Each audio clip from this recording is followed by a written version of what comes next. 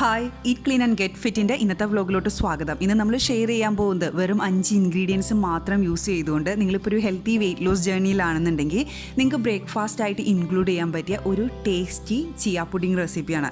നിങ്ങളിപ്പോൾ ഒരു വർക്കിംഗ് മോമാണെന്നൊക്കെ ഉണ്ടെങ്കിൽ നിങ്ങളിത് തലേ ദിവസം ഉണ്ടാക്കി വെച്ചാൽ നെക്സ്റ്റ് ഡേ മോർണിംഗ് ഇത് കഴിച്ചുകൊണ്ട് പോകാനൊക്കെ പെട്ടെന്നായിരിക്കും, എളുപ്പമായിരിക്കും. നിങ്ങൾക്ക് ഒത്തിരി ടൈമൊക്കെ സേവ് ചെയ്യാം. ഉണ്ടാക്കിയെടുക്കാനും നല്ല എളുപ്പമാണ്, നല്ല ടേസ്റ്റുമാണ്.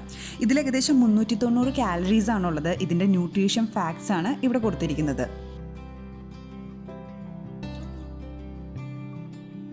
ചിയ പുഡിംഗ് ഉണ്ടാക്കുന്നതിന് വേണ്ടിയിട്ട് ഞാൻ ആദ്യം ഒരു ഗ്ലാസ്സിലോട്ട് ഏകദേശം ഒരു 1 ടേബിൾ സ്പൂണോളം ചിയ സീഡ്സ് ചേർക്കാണ്. ഇനി ഇതിലോട്ട് നമ്മൾ ചേർക്കേണ്ടത് 1 കപ്പ് പാലാണ്. പ്ലാന്റ് ബേസ്ഡ് മിൽക്കോ അല്ലെങ്കിൽ നോർമൽ മിൽക്കോ യൂസ് ചെയ്യാം. ഇനി ഇതിലോട്ട് ചേർക്കേണ്ടത് 1/4 കപ്പ് പുളിയില്ലാത്ത കട്ടത്തൈര്, അതും കൂടെ ചേർത്ത് കൊടുത്തതിന് ശേഷം ഒന്ന് നന്നായിട്ട് മിക്സ് ചെയ്യുക. ഞാൻ ഈ തൈര് ചേർക്കുന്ന ആ ഒരു വീഡിയോൻ്റെ പോർഷൻ എങ്ങനെയോ മിസ്സായിപ്പോയി, അപ്പോൾ നിങ്ങളത് ചേർക്കാൻ മറക്കരുത് കേട്ടോ.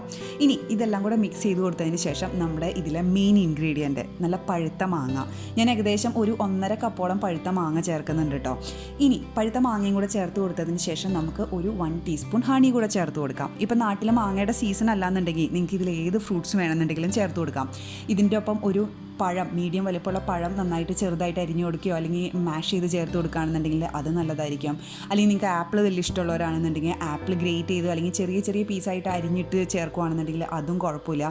പക്ഷേ ഏറ്റവും നന്നായിട്ട് പോകുന്നത് മാങ്ങ തന്നെയായിരിക്കും. ഇനി ഇതെല്ലാം കൂടെ ചേർത്ത് കൊടുത്തതിന് ശേഷം ഇത് ഓവർനൈറ്റ് ഒന്ന് ഫ്രിഡ്ജിൽ വയ്ക്കാം. എന്നിട്ട് നെക്സ്റ്റ് ഡേ മോർണിംഗ് ജസ്റ്റ് എടുത്ത് കഴിക്കാം. ഇത് നല്ല ടേസ്റ്റ് ആട്ടോ. ഞാൻ നേരത്തെ പറഞ്ഞോളം തന്നെ നിങ്ങൾ തന്നെ ഇപ്പോൾ കണ്ടില്ലേ എത്ര ക്യുക്കായിട്ട് ഉണ്ടാക്കി വയ്ക്കാൻ പറ്റുന്നത്.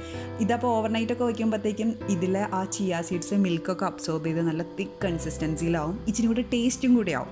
അപ്പോൾ നിങ്ങൾക്ക് നിങ്ങളുടെ വെയിറ്റ് ലോസ് ജേർണി ബോറടിക്കാതെ ഇങ്ങനത്തെ നല്ല നല്ല ക്യുക്കായിട്ടുള്ള ഈസി ടേസ്റ്റി റെസിപ്പികൾ കൊണ്ട് മുന്നോട്ട് പോകാനും പറ്റും.